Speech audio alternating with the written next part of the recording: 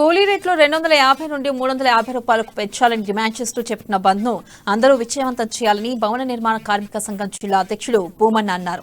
ఆదిలాబాద్ పట్టణంలోని సంఘ భవనంలో కార్మికులతో కలిసి సమావేశం నిర్వహించారు.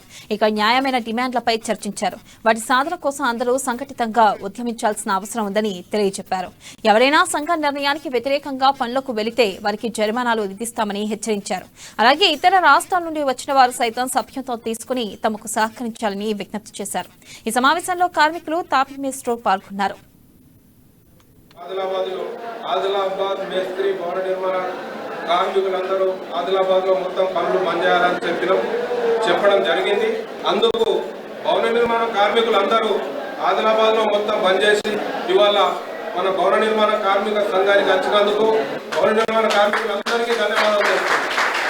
ఇప్పుడు ఎవరైనా కానీ తెలియక ఒకవేళ పని చేసినచో ఆదిలాబాద్ లో ఆ పని బంద్ చేయడం జరుగుతుంది. ఇక్కడ ఒక 10-15 మంది బయటకు వెళ్ళిళ్ళు ఇవాళ తిరిగేందుకు. ఒకవేళ వాళ్ళు దయచేసి పనులు బంద్ చేయాలి, ఇవ్వడానికన్నా బంద్ చేసి ఇక్కడికి రావాలని కోరుచున్నాం.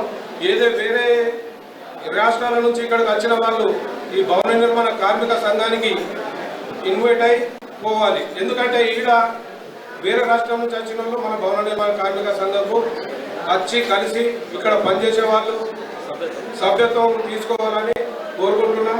ఫిటుకు 250 రూపాయలు ఉండే, కానీ ఇప్పుడు మేము పనులు బంద్ చేస్తున్నాం. ఎందుకంటే ఇవాళ 350 రూపాయలు కావాలని ఆదిలాబాద్ మొత్తం బంద్ వస్తున్నాం. కాబట్టి అందరూ భవన నిర్మాణ కార్మికులు 350 చేయాలని కోరుకుంటున్నాం.